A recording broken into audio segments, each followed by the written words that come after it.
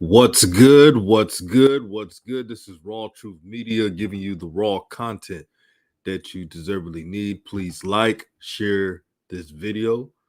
And if you want to support the channel via Cash App or Super Chat, all is welcome. But let me take this. Yeah, make sure to hit the like button as you're entering the stream. That's at least you can do. Much better. Now you can see me. Peace and blessings, everyone. Peace and love. Shout out to Aquarian Warrior. He said, "What up, DJ? Peace and blessings, my brother." Yo, Creole, I believe, says, "Would you happen to know what players that didn't go to the OBC trip at Tennessee?" As you know, that information is confidential. But what I did see, and we'll talk about this within this stream, is that shout out to the pregame show. I don't know if you noticed this, but when they were doing walkthroughs, you saw Dallas Daniels, you saw Buckley, you saw Kevin Coleman Jr., and you also saw Malachi Wideman. So he's at Tennessee right now. From the videos I saw, peace and blessings, brother Samuel Griffin. And once I saw Malachi on walkthroughs, knowing that they're in Tennessee right now, I said, oh boy, there's a good chance he's playing. Now, do I know if he's going to start? Talent-wise, he should. But like Coach Prime said, it's all about how you do in practice. Malachi Wideman, especially in this new offense, it's going to be a scary sight, man. It's going to be a scary sight. And you know what's funny? Every time Jackson State wins a game, y'all realize you go through the web, right? And it seems like everyone's trying to figure out how to beat Jackson State instead of giving them their credit. They're tough to beat. They're fast. They're stronger. Shout out to Coach Mo Sims, the new strength and conditioning coach. They came through Georgia. He was assistant strength and conditioning coach at Georgia. But this is the segment I wanted to talk about. So we got 60 people in the chat, and it's growing right now. Please hit the like button first. With this new roster, no player can be consistent.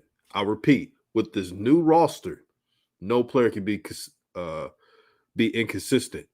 Because if you're inconsistent at a game, you might not play next game, or you might be moved to second or third string. It's that serious at Jackson State right now.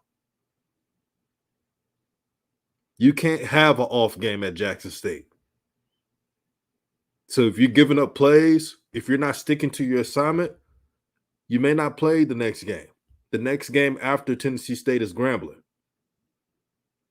So if there's two players who are not covering on that back end, if there are some players who are not catching the ball consistently, running the right route tree, you're not going to play. It's nothing personal. It's just business, and it's all about playing the right way. So let me read this comment. Samuel Griffin said, "It's on, man. It's on, man."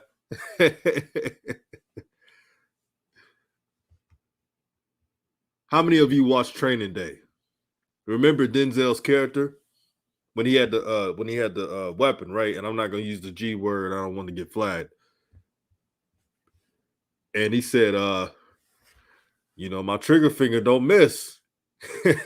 In regards to Jackson State, with this talent, they don't miss, man. They got a 4-star from Alabama yesterday. I can't pronounce his last name, but his first name is King. 6'5", 240. A great addition to this team.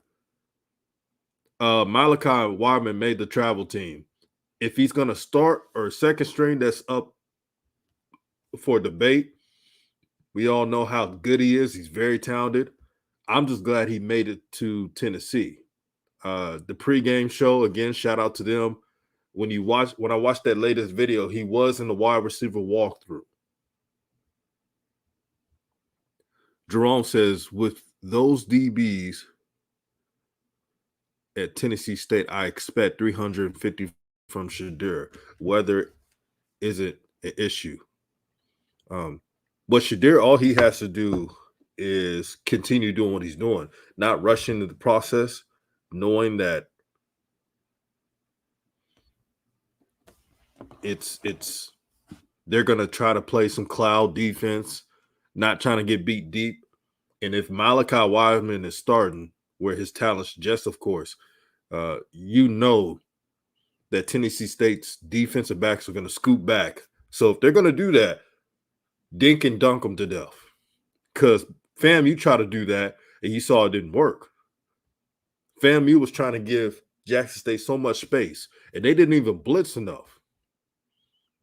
So what did Shadir do? He said, okay, we are going to get all these underneath routes. And when you got Buckley, Kevin Coleman, Dallas Daniels, Quay Davis, the list goes on. They are yak monsters. You give them some space underneath, they're taking it to the house. And I know that Eddie George is working on his DBs on tackling. Shout out to my brother, my H-Town brother, Between the Game Sports. Make sure to subscribe to his channel. He said it's going to take a hell of a game by the opposing team and a bunch of luck. Yeah. Peace and blessings to the brother Robert Gaddy. He said, I like that jacket, brother. Hey, man. It's pretty dope, man. I'm glad you're on. And I'm rooting for your son, man. Niles Gaddy, one of the most improved players on his team. And didn't I tell you last season that Niles Gaddy, he didn't have the coaching that he did at Tennessee? Because when you go to Power 5 schools, the top ranked players get all the one-on-one coaching. Now that he's at Jackson State, he has NFL coaches and analysts surrounded by him. I'm getting hit up by people all the time saying how much better Niles Gaddy is becoming. I'm not surprised. He's stronger. He looks taller. He could have had 3 sacks the last game. He was a menace. And I'm rooting for him because a lot of people, let's be honest, through the web, and Jackson State was so good last year, they had a nitpick on other players just to make themselves feel good. So they try to do it with Niles Gaddy, and Niles Gaddy so far is shutting everybody up. And I look forward to him continuing to do that. You know what's so amazing about him, what he's doing right now? No matter who JSU is bringing in, highly ranked players or not, Niles Gaddy has been consistently starting. That should tell you something. And last thing on Niles Gaddy. When I broke down his job on the defense last season, a lot of people ignored it. But last season, the main blitzer, if it wasn't Aubrey Miller from the middle, it was what? James Houston from the edge. So they needed a defensive line. See, people just think it's an all-out blitz and no one does a job. They need someone to contain. Niles Gaddy's job last season was to contain the edge. There were a lot of running quarterbacks in the SWAC. So the Jackson State defense needed somebody to contain. That was Niles Gaddy's job. He did that job well. When you do a containing job, you're not going to get all the sacks.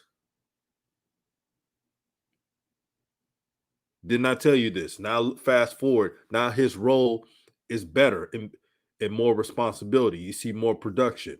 It's common sense. People who know football know this. Samuel Griffin says, I believe they saw something in that scouting report.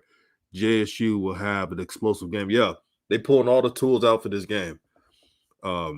Tennessee State, they have a dynamic quarterback in Draylon Ellis. And they also have a stud running back who's one of the best in the FCS. Some people are saying the best in the FCS, in Davon Starling.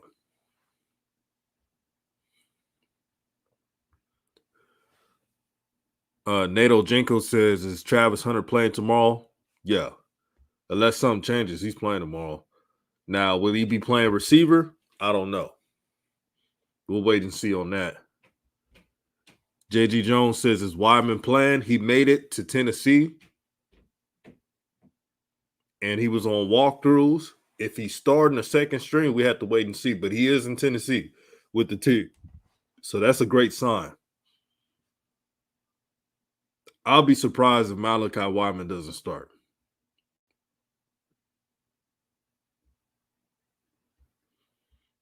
Because he will tear any team apart. But with this game plan, with Brett Bartolone, whenever they start Malachi Wideman, Brett Bartolone is going to unleash Malachi Wideman.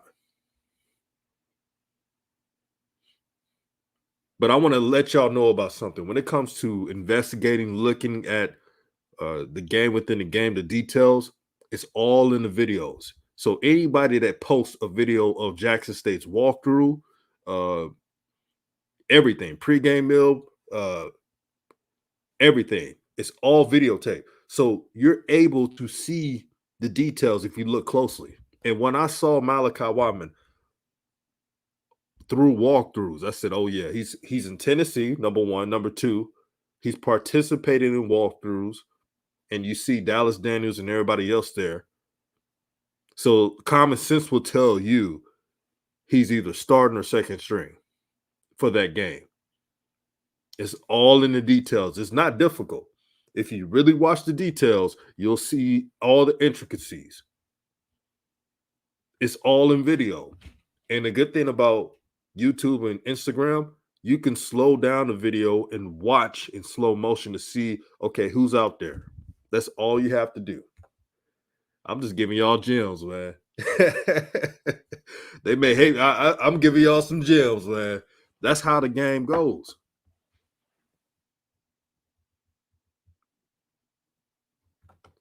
Shout out to Dom D, man. He said, my God, peace and blessings, bro. Shout out to Real Talk, man, in the building. Samuel Griffin says, they taking it easy on Travis because they don't want him to get hurt through that high ankle sprain. Yeah, that's smart. That's very smart to do that. If I'm Travis Hunter in Jackson State, I'm not having. This is me. I'm not the coach. I'm not having Travis Hunter play receiver until like he's really 100%. There's a ton of receivers on this team. Everybody can do their job. I mean, Trevonte Rucker didn't even play. You know he can go off.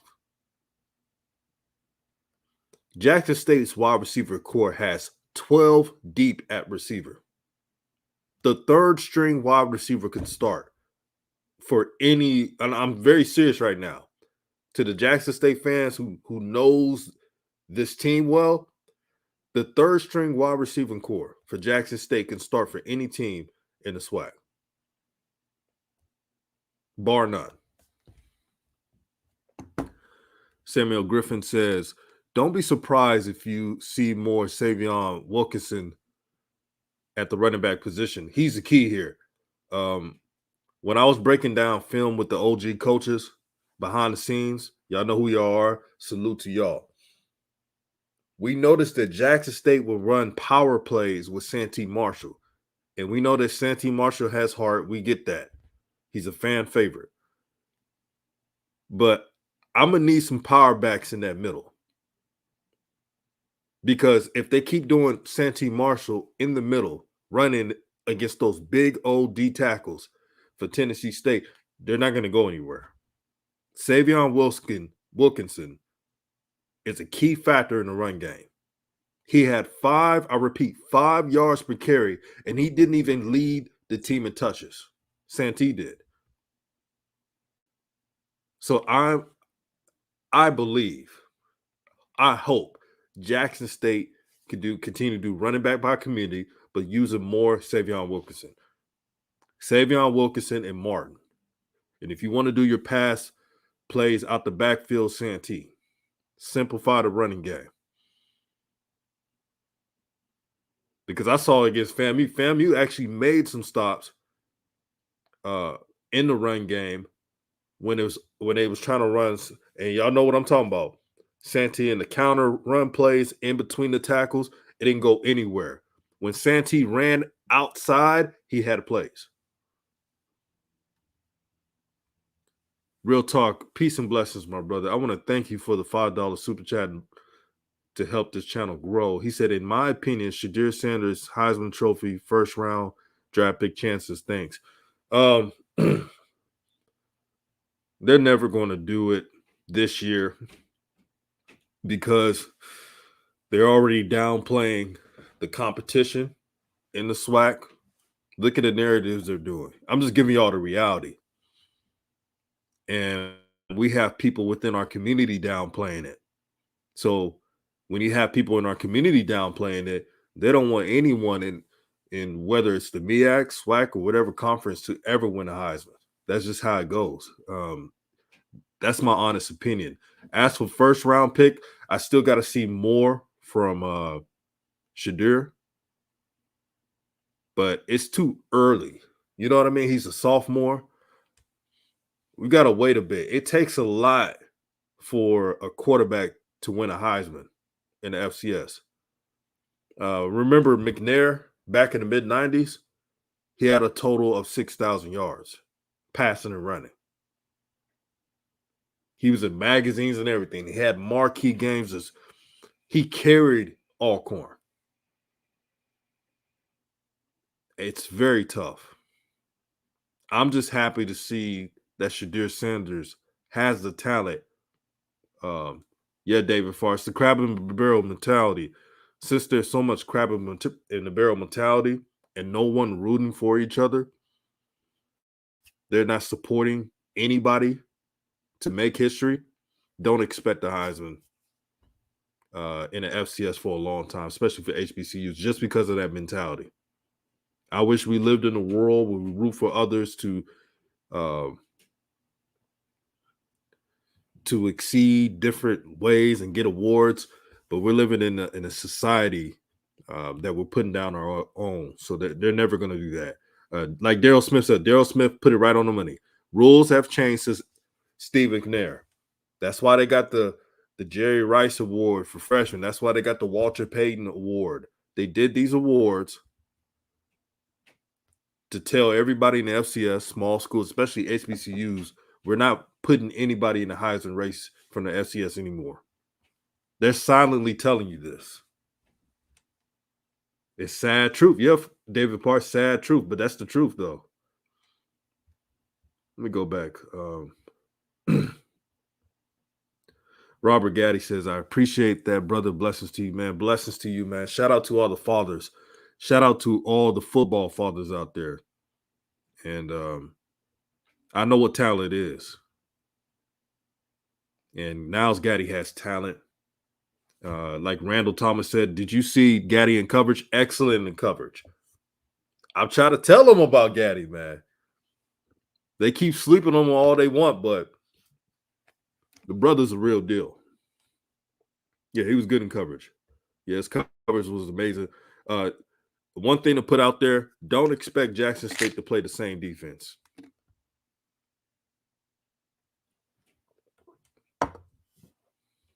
If you're going off last film, that's not going to help you.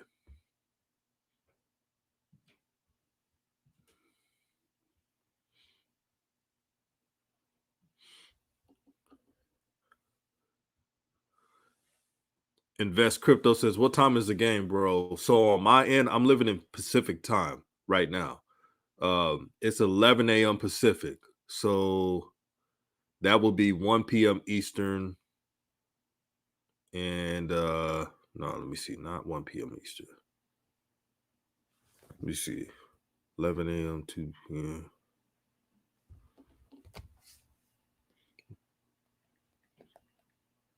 Let me check right this moment.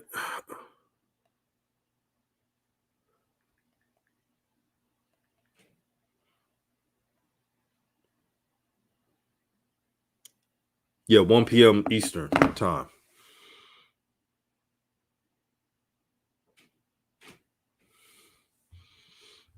But yeah, on my end, it's 3 p.m. Eastern. Okay. 1 p.m. Central, 3 p.m. Eastern. Thank y'all for that.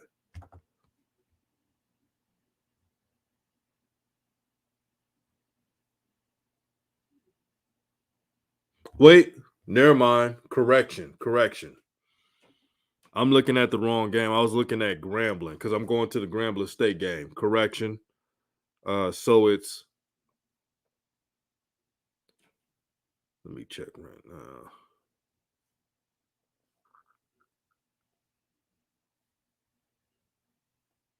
I'm so excited about going to Jackson, going to that game. I got the times confused.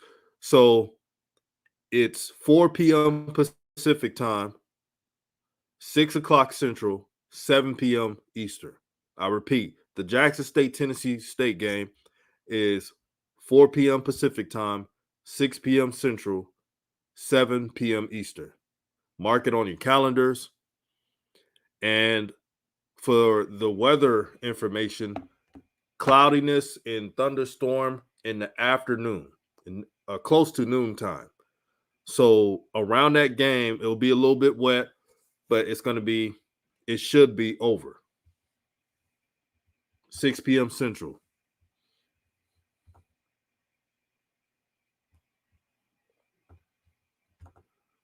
All right. Nick Smith says, I'm late, but did they say every wide was did they ever say why Malachi Wideman didn't play last week? He's so talented. Um, what Coach Prime pretty much said is no one's ineligible, no one got in trouble or had bad grades. It all has to do with practice. If you didn't practice the way the coaches see your talent as, then you're not going to play, you're not going to travel, you may move to third string. That's with anyone. Coach Prime said it himself that you could go from first string to third string in a blink of an eye. And also update the Southern Heritage Classic, Jackson State versus Tennessee State, will be on Facebook. I repeat, will be on Facebook. It was announced by Jackson State's Twitter. This game really should have been on ESPN. I don't know what they're doing, but hey, what do I know?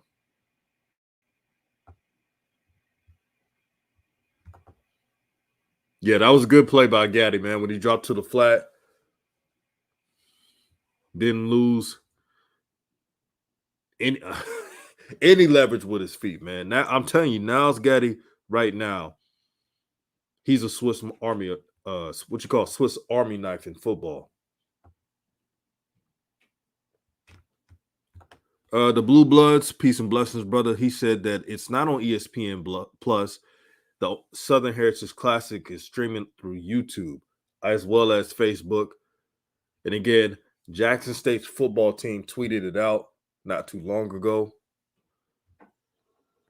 And Blue Bloods, aren't you supposed to be at the game? If he's at the game, you know it's raining. So bring a coat. Yeah, thank you for that, Aaron Sanders. It was just confirmed by the subscribers. He says DJ will be on. All right. Peace and blessings to HBCU Overdrive with Doc Holliday. Make sure to subscribe to his channel. We have 200 plus people in the chat. Make sure to hit the like button. Real Talk says, is this game bigger than FAMU? Perception-wise, I'm going to tell you why. This game against Tennessee State, perception-wise, is bigger than FAMU only because they had a close game against Eastern Washington, who's known for having ranked teams and explosive offense. A game where they could have won. So due to perception, this game is declared as one of the toughest games Jackson State is going to play. You got Draylon Ellis, who can move around and create with his feet and arm, which is different than the one-dimensional quarterbacks that Jackson State play against. Let's be honest. In the SWAC, you're either most of the time a dual threat, only a dual threat, or you're a sit-back pocket passer, which is a few quarterbacks like that. in the SWAC. But all the experts I've talked to said that this game, Tennessee State and Campbell are the two toughest teams on the schedule. Third wild card would be Southern. Fourth wild card will be Alcorn, because Alcorn has shown the ability to compete with some of the best in the FCS. They should have won. I repeat, should have won against Stephen F. Austin. And I wanted them to win that game so bad, man. I know a couple of homies that went to Stephen F. Austin.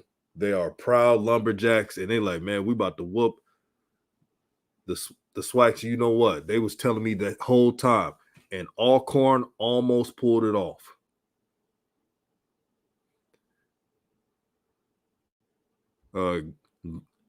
Glenn Yu says Jackson State defense this year is more aggressive and nasty. Yes, they are. They're hungrier. And this applies to the topic. The competition being added. Again, they just added a 4-star from Alabama, 6'5", 240. And Coach Dennis Thurman and others can create something with that. So you keep bringing in talent. What is the current talent going to do? They're going to practice harder. They're not going to take a rep off. Because as soon as you do that, you're looking over your shoulder and you may lose a position. So I don't have to worry about consistency with Jackson State this year, because if you're playing bad, you're out. And you have to make it up in practice. It's not a game. It is not a game at all. If you're an athlete, you would love to play for this team. There's no favoritism. Of course, you know the two players who automatically have their spots, Deion Sanders and Travis Hunter. But most athletes will take that. Only two players? When you go to certain Power Fives, there will always be 5 or more who the coaches will say they got their spots. They don't even have to say it most of the time. Y'all know what it is. They look at them and say, there's nothing you can do.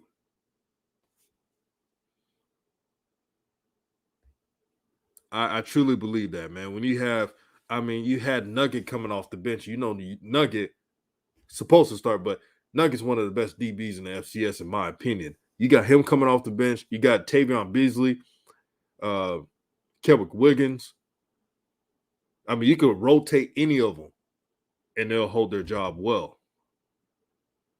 Bolden. The list goes on. And this is without me even mentioning Travis, because you already know Travis is elite. Man, this secondary is a problem. And what they got to do, again, film. Thank God I got ESPN Plus. I'm able to watch film and previous games that were played prior. And I noticed something. Those Tennessee State receivers, man, if you don't wrap up, man, it's over. They're taking it to the house. They're going to wave. They're going to wave goodbye and so forth. I'm sure Coach Dennis Thurman is working on that Oklahoma drill pretty soundly. Kendrick Lockett says, what's the status on Shiloh? Well, if you haven't heard, Shiloh was dealing with a knee injury. I don't know his return date, but he will be coming back this season. It's going to be interesting how they use all those safeties, because right now, the safeties that are playing right now, they're covering really well. I mean, it's really – see, last season, a tight end or a slot receiver, when in doubt, can get a couple yards, which it was hard to get yards against that Jackson State defense. But if it was one way to get yards, it was always up the middle. In your post route or smart route, you name it. Now, the safety position got so many cover safeties. You try to do that, they're picking it off and taking it to the house.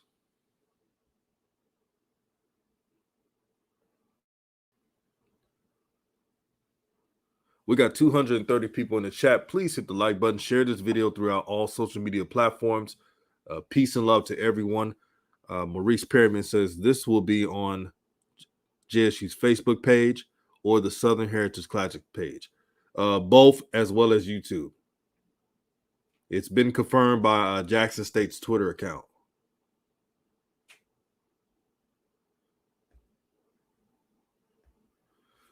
HBCU Underdrive says Shiloh is a box safety. Aaron Sanders says, Blue Bloods, have you heard where that Delaware safety is going? I don't think that's going to be tough to get information on that one. I mean, you can even ask Blue Bloods, man. Each one of us on YouTube, and this is the full God truth of it, we at least know a couple people that's players or people that are around the program. And some things we may know, and some things it's just tough to even figure out.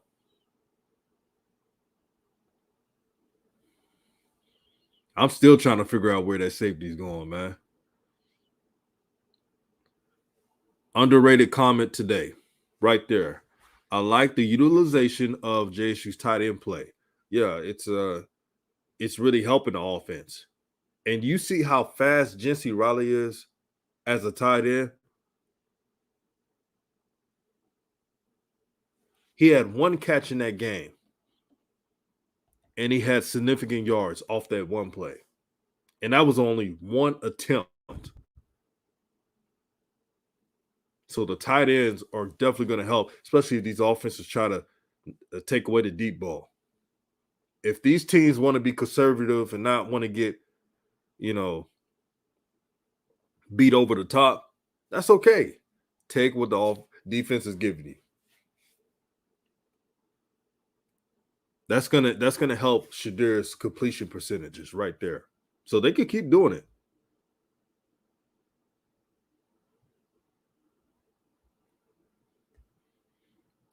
Russell Hayes says, what about JSU's quarterback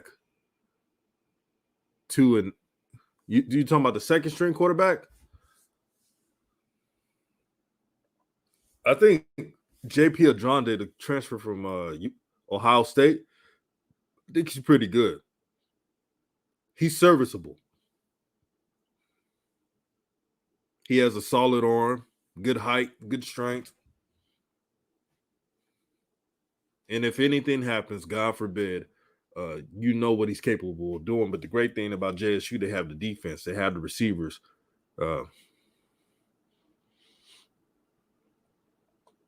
He won't lose you a game. So that's good. Any quarterback that's a backup who won't lose you a game, you'll take that any day.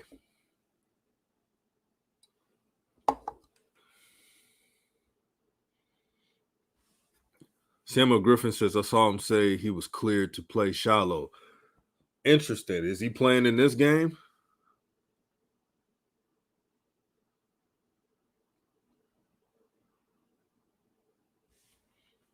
CW says, dang, I love being a truck driver. I'm driving through Memphis tomorrow. I get to catch the game. Hey, man, shout out to the truck drivers. That's one of the most underrated jobs around.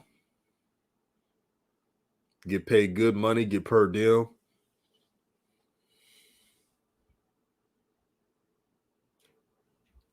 My father, God rest his soul, was a truck driver.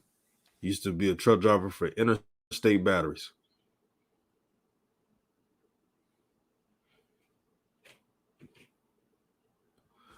Yo Creole, I believe, says, I'm surprised the 4-star South Carolina tight end didn't play at the OBC. Yeah, I heard he was nicked up. That's what I heard. I heard he was nicked up.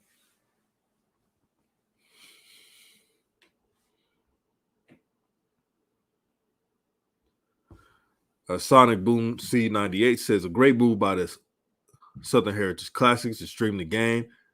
They're doing their best they can to give the people a great experience. That's what it's all about. Great move right there. If that game was not broadcasted via Facebook, YouTube, Twitter, you name it, Instagram, someone is doing it wrong.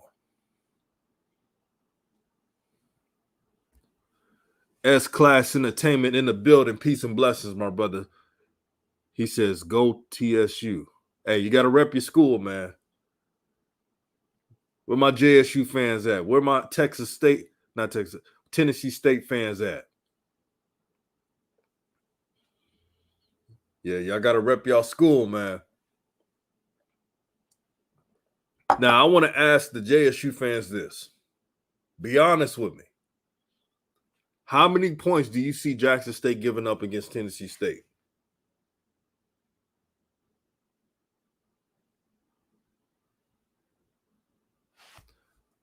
Young McGee says Jackson State 45-10. HBC Overdrive says, D I love, baby. 14 points. 17 at max. Here's my thing. I'm not going to do a score prediction, but I'm going to tell y'all this.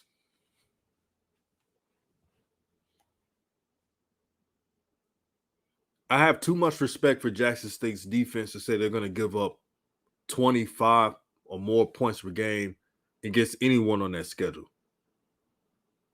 I believe in this defense that much. Now, things can happen, the turnovers, you name it. But I doubt the defense will be the reason why this season that they would ever give up 20-plus points. Again, there's like one of those situations, a bunch of interceptions, fumbles by the offense. I got too much respect for them. Too much respect for Coach Dennis Thurman. And by having Mike Zimmer as an analyst, you saw it at the Orange Blossom Classic. The defense knew what FAMU was doing. The football IQ of this team has risen. You can tell that JSU has a bunch of NFL analysts overseeing the game, telling people where they're supposed to be at. Now, I think Tennessee State has a talented team as well. But do I think that Jackson State's going to be giving up 25 to 30-plus points? I got too much respect for them as players, the coaches, to even give up that many points. And think about it. We talked about competition. If some of the starters give up 20-plus points in this game, you know what's going to happen next game? Just because they got a lot of depth, guess what's going to happen? You're going to see a couple more people start. And again, different players start. The competition is serious, man. That alone assures me that they're not going to I'll be surprised if they give up 20-plus.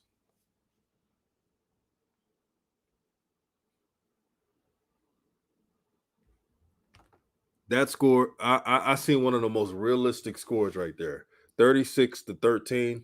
Yeah, some rain, of course. That's a good score. 36-14, 36-13. That's a respectable score. Now, up there, I've been hearing this. No rain tomorrow night. So it's going to be noon, afternoon. But I'm sure it's going to be a wet field still afterwards. You'll take a wet field over consistent rain any day. JSU Tigers 06 repping her school. She said, go JSU Tigers. Let them know. S-Class Entertainment said he's a Grambling fan, but he's just playing devil's advocate. I respect that. I like that. I agree with that too. 14 points. 17 could be a max if they get in field goal range. Real Talk says, I've been wondering where TSU fans were at. Let's effing go. Oh, speaking of Graham fam, man, y'all got to take care of business. I know y'all lost really bad to Arkansas State, but if you win this game this week against Northwestern State, this could really be momentous for your team. That game was so weird. The thing about Grambling playing against Arkansas State, they just look ill-prepared. I saw flashes of their running backs, what they could do, especially on special teams. The offense has to get it going. Defense disappointed me against Arkansas State because I expected much from that Grambling defense.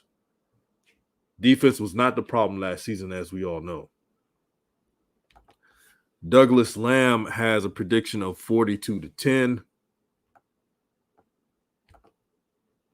I know people are hoping that Jackson State gives up 20-plus points so they could laugh and say, oh, this defense is not all that and yada, yada, yada.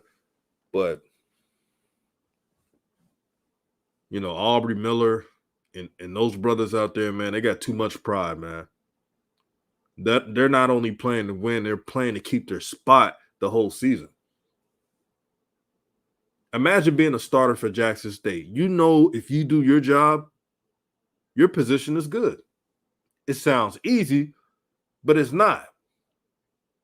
But you know what the goal is. You do your job. If somebody else gives up a play, it's a team game, of course, but it's not on you. Do your assignment. I'm just telling you, man, just imagine you're an athlete. All this competition coming in.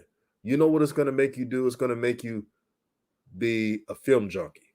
You're going to be in the playbook all day. And I'm assuming these players are doing that right now.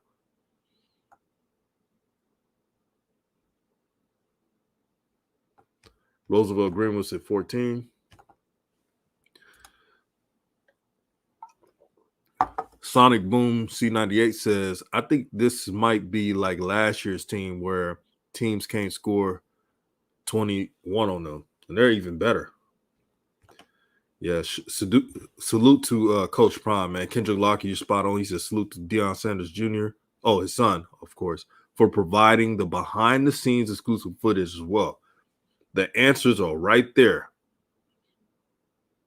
When I talked about Wideman being in Tennessee, that video that Deion Sanders Jr. posted, the walkthroughs and everything, that was the answer. He's in Tennessee. He's eating with the team. He's doing walkthroughs. All the answers are on those videos. Subscribe to his channel if you haven't, and you'll find the clues of who's going to play, who made the travel team. All you got to do is pause it, slow it down a couple of seconds. You can skim through and see who's out there, who's probably out there, who missed the trip. That's how you would know most of the time. Now, S-Class Entertainment believes this game is going to be a shootout.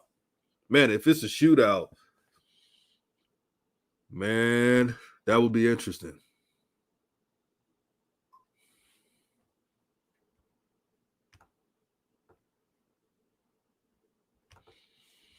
Yo, Creel says, everything depends on the weather. Tennessee State definitely wants to play smash mouth football, and they run an RPO game, but their quick game is different. Again, their quick game is get players to space, but to run out clock. Get a little here, get a little there, get a little runs here and there. If Draylon Ellis, those yards were from what? And this is why the Jackson State secondary has to tackle broken tackles. He'll throw a 5-yard hitch route, and I think it was with Dobbs or something. The transfer from Middle Tennessee State. He broke a couple of tackles to get touchdowns. They got to wrap up in this game. Again, the Oklahoma drill, I'm just assuming, of course, will be used during these practices if it hasn't. Young McGee says Jackson State's defense plays like Georgia.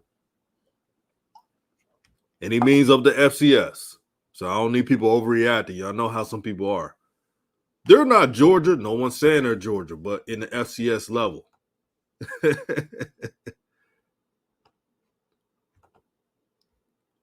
The brother Robert Gaddy says 38-14, book it.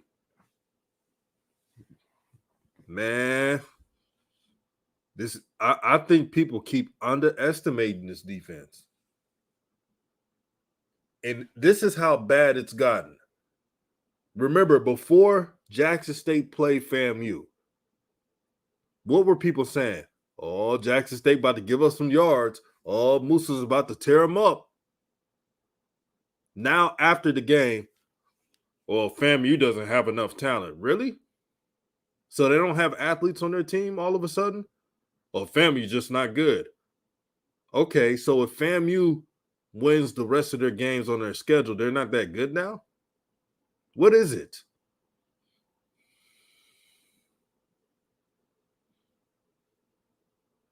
It's it's like Comedy Central to me. Each week, it's a lot of whataboutisms. Like, what about this? What about that? Every single time. Now Shines are telling everyone, here's the dumbest thing I ever heard. I saw this on the web. I think that someone said, I think that FAMU is going to lose 3 games. Hell no, they're not. FAMU will not lose 3 of the remaining games. If they lose any game, if FAMU lose any game, it'll probably be FAMU. They're winning most of their games. But since Jackson State beat them 58-3 or 59-3, all of a sudden they're supposed to lose 3 to 4 games. Come on now. Aaron Sanders says facts. Before the game, FAMU had the best running back in the SWAC. It was going to kill JSU. That's what they were saying. Now all of a sudden they're discrediting Jackson State and FAMU and saying FAMU is not all that and they're going to lose 3 to 4 SWAC games. Come on, man. I don't see that happening. Kendrick Lockett, I just don't see that happening now. 50-6. But it's not impossible. Again, I don't see that score happening, but it's not impossible. You get what I'm saying? It's not impossible.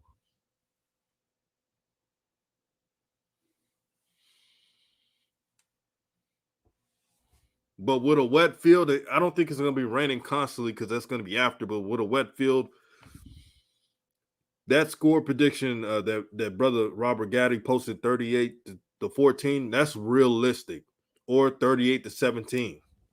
A score similar to last year, I wouldn't be surprised. Again, if Jackson State has a bunch of turnovers, ill-advised, you never know. But I don't see the defense being a reason why they'll give up more than 14 points.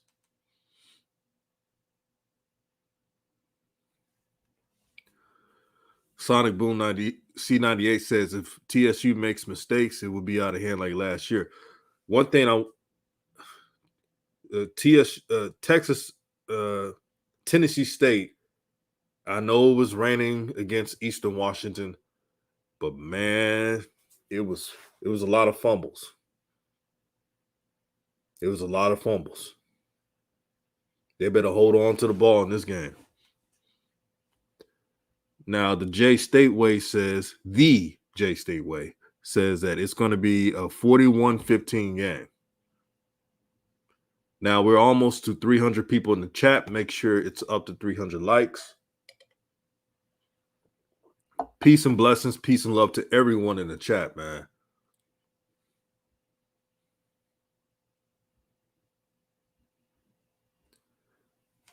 Willie Gilliam says 45-13, but it's if they can score.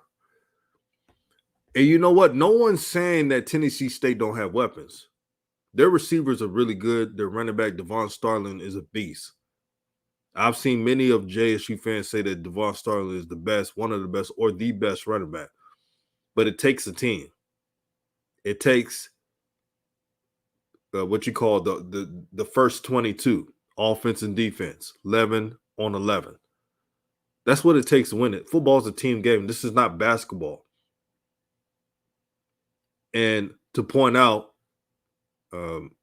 Tennessee State will bring back some more players. There were some players that didn't play, some defensive linemen. They'll be ready for that game, and that's good. Competition is great. One thing I'm getting annoyed, and this comes with a shout out to my brother Slat. He said, my guy DJ going crazy with these JSU content, man. Shout out to JSU for showing love, by the way. and being welcoming. One thing about HBCUs is that when you have a good heart, when you're honest and authentic, they'll show you love, whether if you agree or disagree.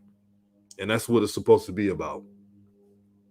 I have a lot of people disagree with me who are still subscribed to this channel, but I never had anyone say, "Oh, I'm not going to follow you because I disagree." No, it was never like that. It's always been about respect, and we're all here to learn. We all don't know everything. I'm still learning about HBCUs right now. I'm still learning about the SEAC and Division II. So it's been all love, and that's what sports talk's supposed to be about. Yeah, when your team wins, you talk your trash, you have fun with it, but we can't forget we're all one of the same. Y'all know what I'm talking about. So when they keep telling us, "Oh, the MEAC's better," "Oh, this is better," I don't participate in that crap because the dominant society sees us all the same. They want to keep us down and not let us uh, go to brighter horizons, put us down. We had to overcome so much. So I don't want to hear about if this. It's so dumb. Oh, the MEAC have been winning all those games. So what? What do they see black people in the FCS? That's the question. Not this stupid freaking bragging about stuff. Oh, we want to somebody compared the South Carolina State winning Celebration Bowl last year. It's kind of like how the Celtics won in '08. You know how the Celtics kept talking about it for years? Even though they got curb stomped by Kobe and the Lakers, the late great Kobe Bryant, they still talk about it like it's one of the best teams of all time, and it's not. You still see the '08 Celtic players talk about '08 like it's shoot Magic in the Celtics back in the '80s. They talk about that team like it's the '96 Bulls when it's not. That's who I compare South Carolina State to. None against them, but you were 7-5. So I don't want to hear about you're just better than the SWAC. Didn't you lose to Alabama A&M? Didn't you lose to FAMU? You played a Jackson State team that, let's be honest, could have lost to a lot of teams playing that bad and not focused. But they got Bethune-Cookman tomorrow. And we see how they handle that. If that game is close or a loss, you know I'm going to talk about it respectfully. Because I've been hearing about how they so much better than the SWAC. Oh, we schedule all these teams. And what does that do? Getting your tails kicked by a P5 school. What does that do? And I don't want to hear about NFL because they'll find you anywhere. Ask Joshua Williams for D2 Fayetteville State, who was the first, I repeat, the first HBCU player drafted. And shout out to my sister Louise. Peace and love to you, sister. So let's cut the shit out. Excuse my language. MEAC over the man. It doesn't even matter. You still see people downing the SWAC. You still see people hating on the MEAC, talking about the MEAC ain't gonna survive. And you want to talk about conference supremacy. Sonic Boom C98 says, I totally agree, DJ and the Blue Bloods. The only ones that gave an honest analysis of CB. Thank you for that, man. I tried, man. I grew up around sports. I grew up around coaches, and when you break film down, you'll realize it's not really as hard as what people make it out to be. And I'm rooting for FAMU. I hope FAMU wins all their games because I was tired of the misinformation.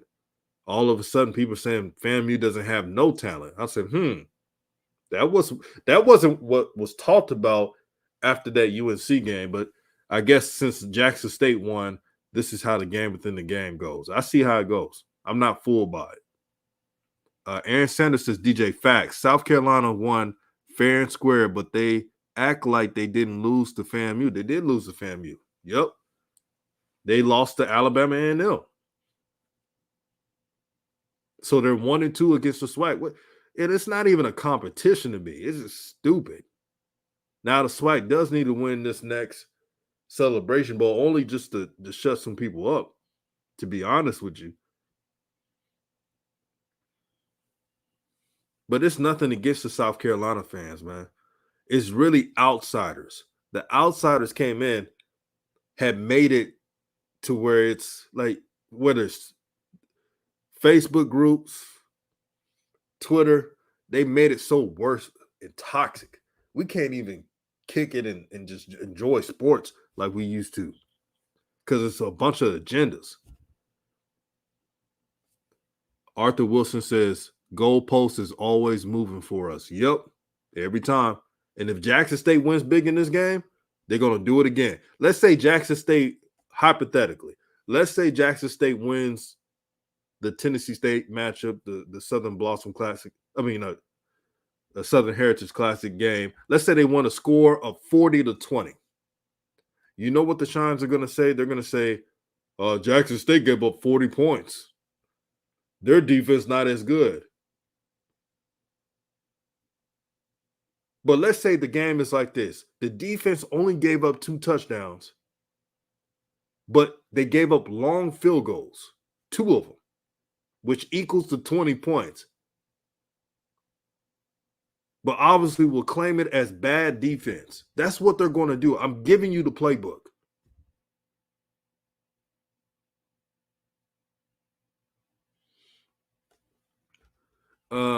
Shout out to Doc Holliday for this very fair and honest critique. He says, my honest assessment of the SWAC versus MEAC is MEAC has better trench play and the SWAC has better explosive players. Every conference has a good and bad of both. And that's what Doc Holliday is explaining on here. Some conferences run better. Some conferences are better passing teams. It happens. But I got love for both conferences. And I want the MEAC to do well. I want them to keep their conference alive. I want the SWAC to do well. I'm from the South. So, it's growing up as a kid. My father went to PV, Prairie A&M, that is, mid-'80s. Family members went to Texas Southern, get their law degrees. So it's in me. The SWAC is in me. That's all I knew. And the question is, here's the dumbest question. Why are everyone talking about HBCUs now? Well, it's easy. Coach Promise here. He has highlighted everything. I'm not going to lie to everyone. Back in the days, it wasn't popular to talk about HBCUs. Tell me if I'm lying, family. See, this is the honesty I'm going to give you today. But each and every one of us tuned into HBCUs. We've tuned into BET playing HBCU games back in the day. We all did. So I welcome that there's a new fan base. This is what you should want as a conference. This is what you should want for HBCUs. You want more people to keep watching.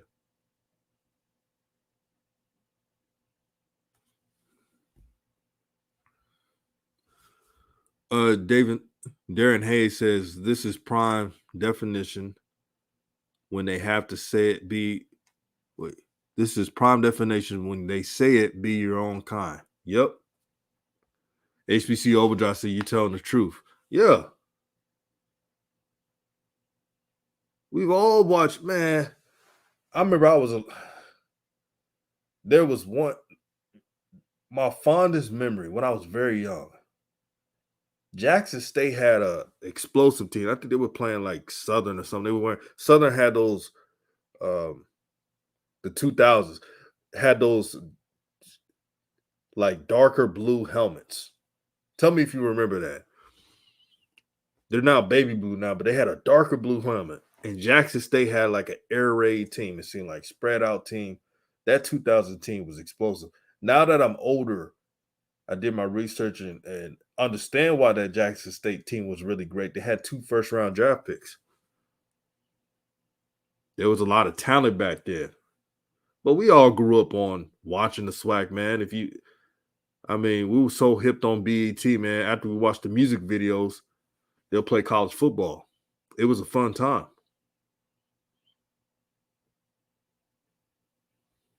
Robert Kent, yep. That was a fun team, man.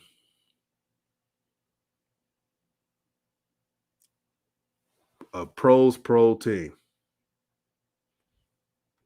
Aaron Sanders says, I hope that JSU wears all white with them helmets. Yep. Mike Williams says, you not. What do you mean by that? You not? Please elaborate, my brother.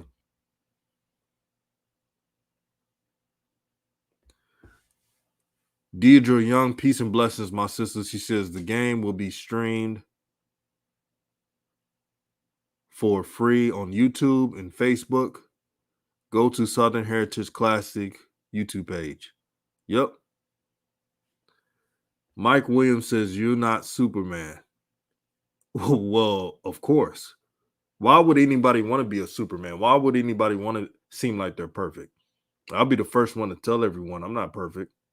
Oh, you said you're telling the truth. Oh, okay. Appreciate that, bro. Yeah, man. I'm here learning and growing with the people, man.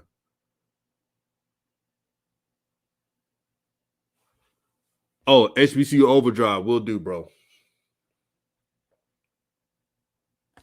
Now,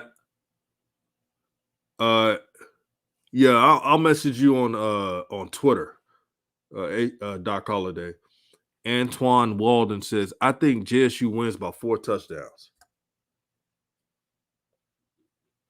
That's pretty good. That's pretty good, man. I could definitely see that. It's no disrespect to Tennessee State. It's just how good Jackson State is. Here's another thing I'm hearing.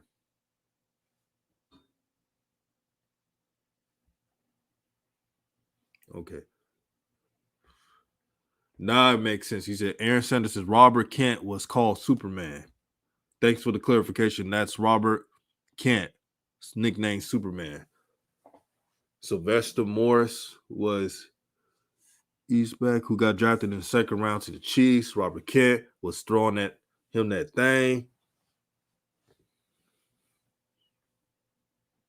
Shout out to the HBCU historians. Y'all know who y'all are. Y'all are needed in this space. Man, it's like they create narratives about HBCUs. Oh, it was before Coach Prime got here. There was no history. There was a yada, yada, yada. That's a damn lie. 96 had a great team. 2000 had a great team for JSU. And so forth. The 90s was so tough in the SWAC that, correct me if I'm wrong, Alcorn State with Steve McNair, very talented, man. Best quarterback that ever came out of FCS. They didn't even win the conference that year. The SWAC was, man, it was the real deal back in the mid-90s.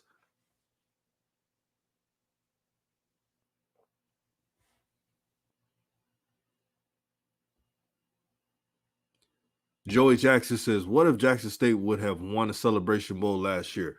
Oh, this is a ripple effect question. Let me answer this. If Jackson State would have won a Celebration Bowl last year, we're human. I'm sure the coaches be like, oh, we don't have to move that much. We got a couple players here and there. They may have upgraded their talent still, but losing the Celebration Bowl put the recruiting on hyperdrive.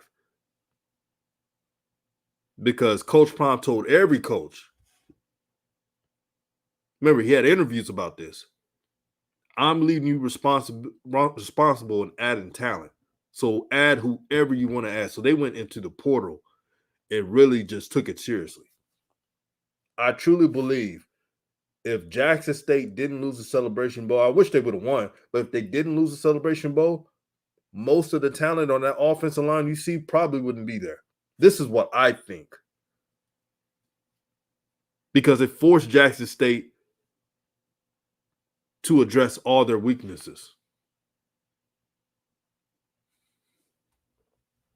Tell me if I'm lying. Tell me if I'm lying. It caused the ultimate ripple effect. So you got to thank South Carolina State for adding the motivation. Now this roster is so competitive, like we stated, you can't take practices off. You can't sleep in the film room. You can't do anything off, or you're not playing. The competition did this.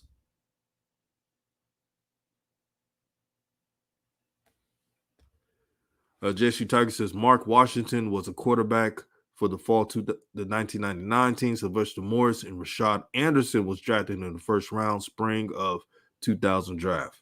Thank you for the history right there, my brother. Yeah, Rashad Anderson was a first round draft pick. Rashad Anderson was drafted by the Panthers.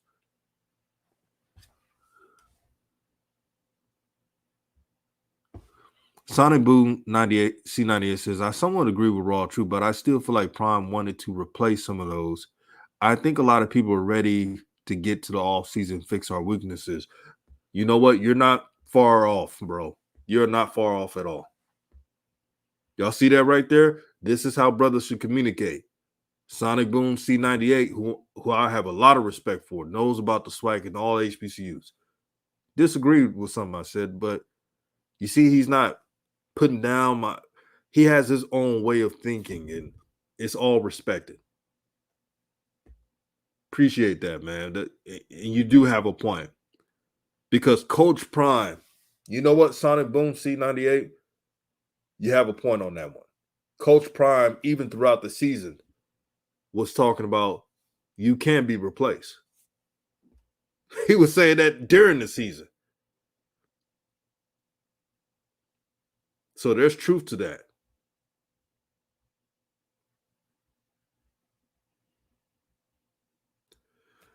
Nature Boy 601 says losing Celebration Bowls helped them tenfold. Jackson State need to have lost that game.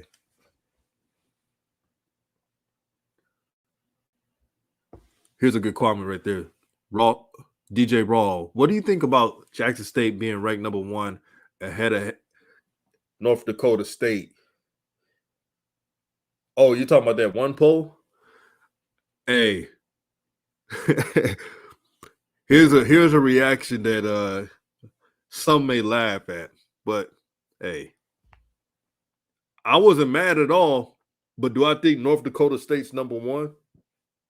Yeah, they're number 1. But I wasn't mad that Jackson State was ranked on that one poll. There's different polls.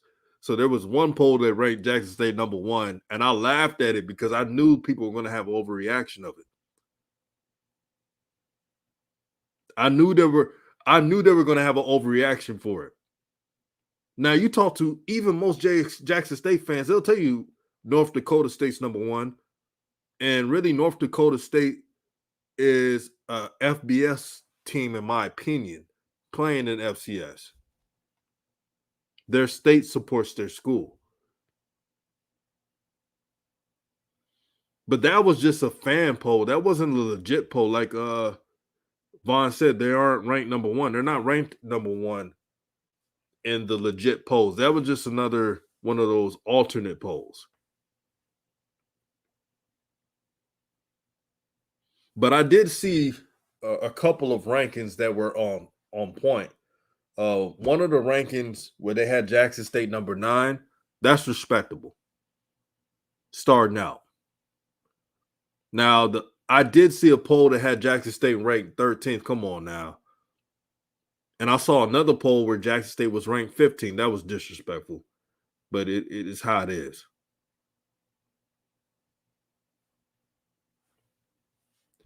Sonic Boom C98 says North Dakota State has a benefit of being one of the few FCS schools that is a flagship school. Yes.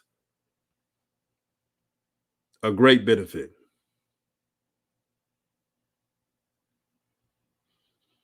A lot of people don't have that's why they don't want to go to FBS. Because if they go to FBS, they'll be a good bowl team, yeah. But they're not going to compete for no national championship. If they play against Alabama, they're losing by 40 plus points, if that. Could be 50 depends how motivated Nick Saban is. I respect North Dakota State, how they build their team. I like how they uh their run sets with tight ends and fullback. Um, Fundamentally sound, old school, physical. I respect that, but let's keep it real. They're again a flagship school, playing in FCS, having the advantages that others do not have.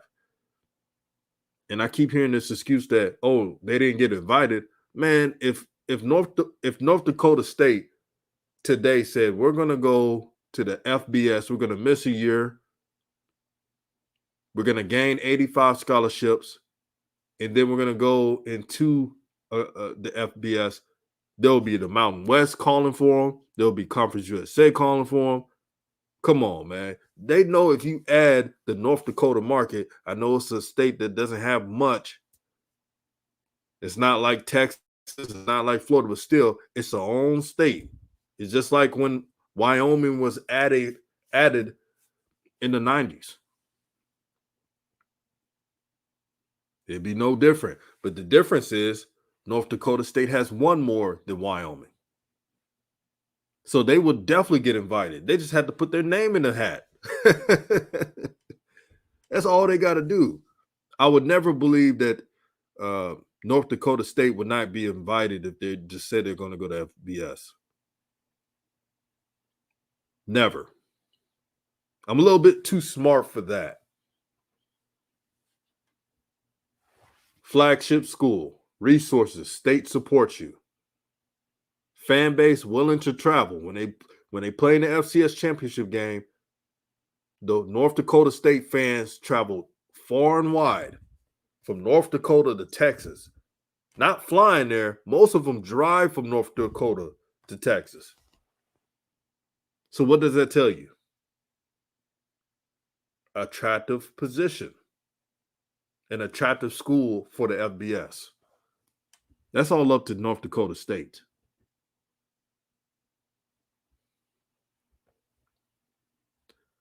HBCU Band Talk says, how do you feel about Bethune-Cookman beats Jackson State in Jacksonville?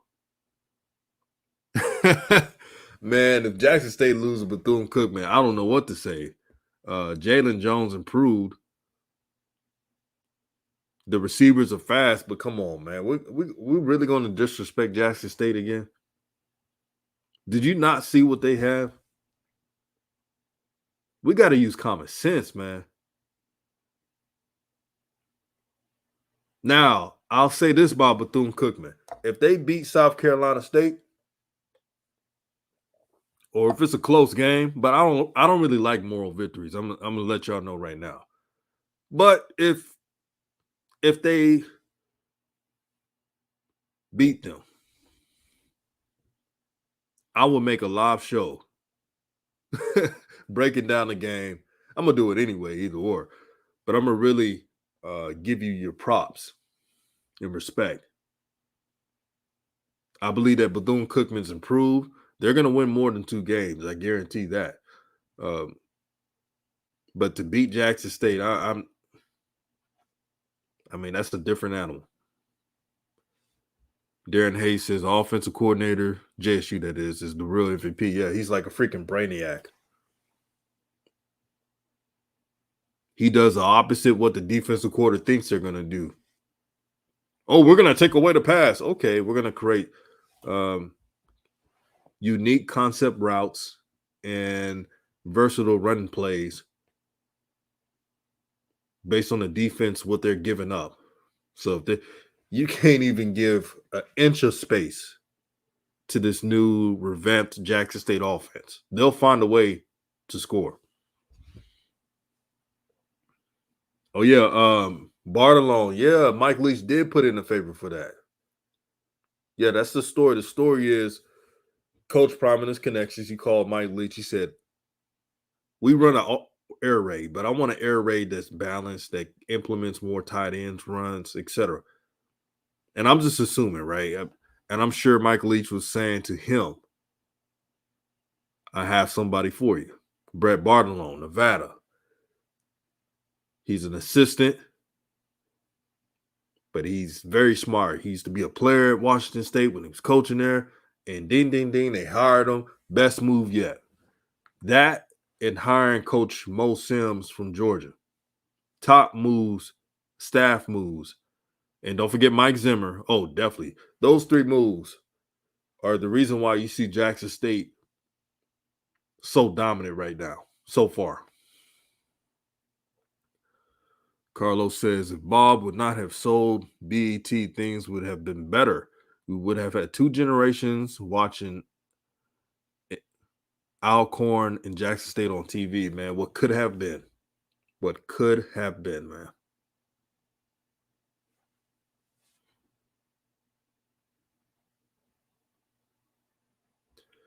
Kendrick Lewis says, your thoughts on Coach Prime and Travis Hunter embracing each other? The one thing I can say is, man, if you weren't emotional watching that, I don't know what to tell you. This is why it's important for a lot. I know all of them, but a lot of these athletes consider HBCUs. Whether you're an athlete or not, you're loved at HBCUs. Travis Hunter, if he was a regular student and he made good grades and valedictorian, he would get the same love as he would have if he was a football player. I truly feel that way. When you go to a HBCU conference, it's a family. You do not get that at PWIs. PWIs are like, what have you done for me lately? That's what PWIs are. If you provide nothing for PWIs, you're not getting that same love. So I was so glad to see that. Coach Prime is not only a great coach, but he's like a father figure to those players. They want to win for not only the school, not only the city of Jackson State, but for Coach Prime. Coach Prime would do anything for these kids, and he means it. That's the difference. And peace and blessings to Ed Houston. He said, thank goodness I bought my headphones to work. Yeah. But it should be an interesting game. I want to say peace and blessings to everyone. Make sure to share this video throughout all social media content channels, that is, pages, Facebook, Instagram, Twitter, you name it, TikTok. And let's continue these conversations.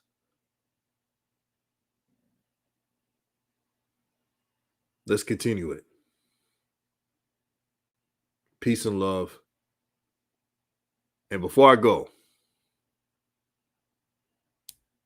if Malachi Wideman starts, now he was on today's walkthrough based on shout out to Deion Sanders Jr. and shout out to the pregame show. He was at their walkthrough. They showed it. If he starts or if he gets a couple playing time, look at the numbers he produce. It's going to be trouble.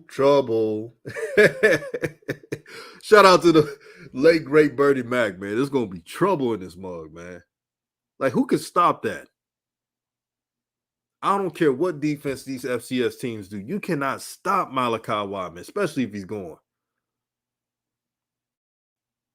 I'm not here to lie to you to kick it, family. But you can't stop that, man. 6'5", if that, because he looked taller than that. 4.4 speed, and he looks like he has a 40-inch vertical. Y'all ain't stopping that shit, man. They go out here and all you got to do is play this type of defense, play this type. That crap ain't gonna work, man. Let's be honest with. Come on, man. That's not gonna work. 43.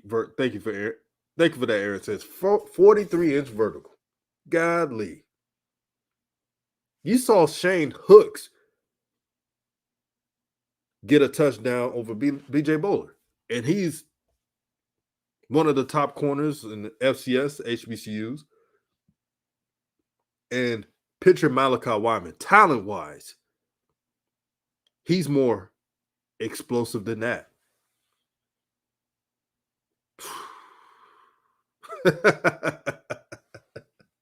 Oh man. Man, I love YouTube. They should have never gave me YouTube. They should have never gave me YouTube. I'm having fun with this. I'm having fun with this.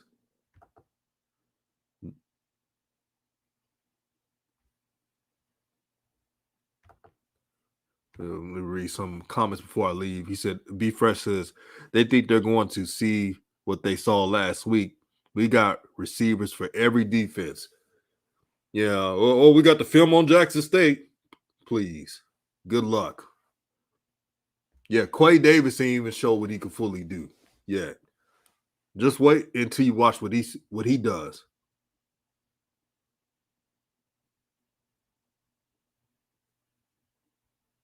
Jawan Ford says, "If you think if you had Wideman, Hooks, Rucker, Daniels, and Coleman at the same time, speed.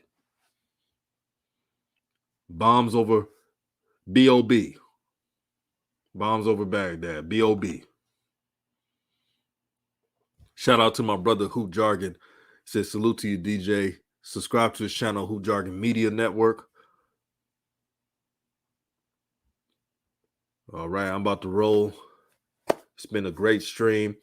And someone asked about the best way to donate to the channel is right here on the screen. Support the channel by Cash App Droot06.